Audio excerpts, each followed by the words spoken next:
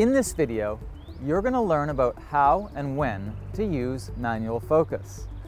Have you ever experimented with manual focus? Well, if not, that's actually quite normal because most photographs are taken in autofocus mode. However, there are certain scenes or situations that you may encounter where autofocus either fails or is not good enough. This is where manual focus comes in. In this video, I'm going to teach you about 4 specific scenes or situations where manual focus is best. But first, let me show you how to enable manual focus. So we have a Canon here, and on the lens we have an AF/MF switch. What this refers to is autofocus or manual focus, and it is on the lens. Now keep in mind, if you're not using a Canon, what you may see is an A and an M switch. This would be autofocus and manual focus, and that's fine too. Also, some cameras have that switch on the camera body instead of the lens.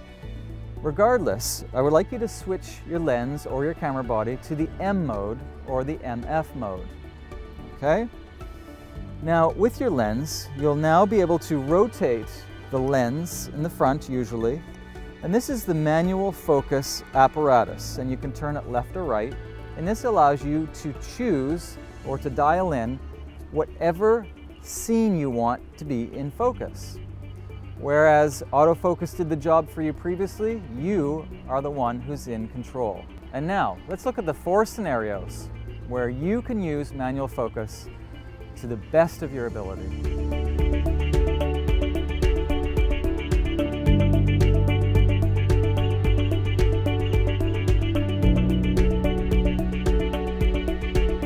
The first tip I have for you is to use manual focus when you're photographing usually 2-dimensional surfaces without too much detail or low contrast scenes. Now, have you ever tried to take a picture of a 2-dimensional surface and your camera struggled to get autofocus? Usually your lens will sort of zoom in and zoom out, but fail to actually take the picture. Well, this is quite normal for any scene that does not have contrast. Now, if a scene doesn't have contrast, the autofocus mechanisms have a hard time to get the shot. That's where manual focus comes in. So, if you see your camera struggling to get focus at any time, you may want to switch to manual mode and try the picture again. And this time I'm sure it'll work. Now, let me give you some examples of where you might encounter this. Maybe you need to take a picture of a wall, for example, that doesn't have too much detail. Or maybe you have a situation where you need to photograph a table or a countertop with something on it, and focus really struggles. Well, this is normal, and this is the exact time that you want to use manual focus.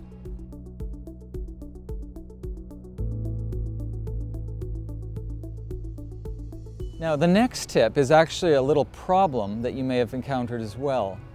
If you feel that your camera is failing to focus, it may be a problem that you're too close to your subject. Now, each lens is different. More expensive lenses allow you to get closer to your subject, but more consumer-oriented lenses that are less expensive, you have to actually back up to a certain distance before you get focus. So, if you find, again, that your camera is struggling to focus, step back a little bit.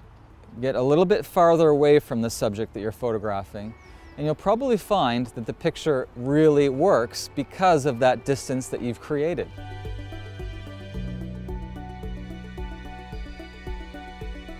Now, my next tip is to use manual focus on something that we call macro. Now, macro simply means that your lens is built in a certain way to get extremely close to your subject. Think of little flowers. Macro lenses are really good for getting really close and capturing detail that normally you don't even see with a normal lens. So, the reason why macro is so good is because your normal lens doesn't have the ability to photograph, for example, a small flower. It just can't get that close. Think of a macro lens as a magnifying glass. When you put your magnifying glass up to your eye, you can see little insects, you can see small flowers in great detail. Well, a macro lens is similar to that. Okay, now when capturing a macro photograph of, say, this flower, it's often best to use manual focus. And the reason is that your autofocus engine inside your camera has a hard time dealing with low contrast scenes or scenes that are very close. So by switching to manual mode when photographing with a macro lens or a macro filter, you're going to be able to clearly define what area of the flower or your small object, whatever it may be, is sharply in focus. Now, if you don't have access to a macro lens or they're too expensive, don't forget that you can actually purchase a macro filter. These are very inexpensive, and what they do is they screw onto the front of your lens. This is a low-cost option for getting really close macro shots. Okay, now let me show you a specific example with this little flower here. Now this is a situation where a normal lens won't work, but with a macro lens, I can specifically dial in a good focus by using manual. So when I turn my manual ring on the lens, I'm able to actually define what area of the flower I want to be sharp. For example, do I want the center to be sharp and the rest with a nice blur? Or maybe I want a petal on the side to be sharp and the middle to be soft and blurry. These are the options that you can control when you're using manual focus and a macro lens. Lastly, you can use manual focus to create abstract photography. Now, when you're photographing people and they're blurry, it's usually not a good idea and it's usually a mistake. However, you can actually use manual focus to photograph people out of focus. Now, this is not a good situation for autofocus because autofocus will give you an accurate shot of the person. So, when you flip to manual and you purposely rotate your lens so that the person is blurry, you can actually get an interesting shot that would be considered an abstract or a fine art picture. So when you want to do abstract or creative photography, using manual focus can be a great tool to create some pretty interesting images.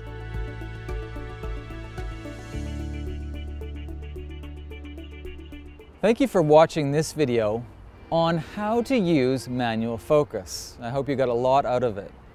Now, just to recap, autofocus works well for maybe 90% of all photography. However, there are certain scenes where it fails or is not good enough. Now, what we went through in this video is an explanation of 4 main points where manual focus is best. For example, you may want to use manual focus when photographing say a small flower with a macro lens, or if you struggle with photographing a two-dimensional surface that doesn't have much detail, certainly manual focus will get the shot. Also, abstract or fine art shots sometimes look really good in manual focus, specifically when you're photographing people. And finally, don't forget that if your camera has struggle focusing, it may be because you're too close to your subject matter. Step back a little bit, try the photo again, and if it works, then you got the shot. Thank you so much for watching this video. I hope you learned a lot, and we'll see you in the next one.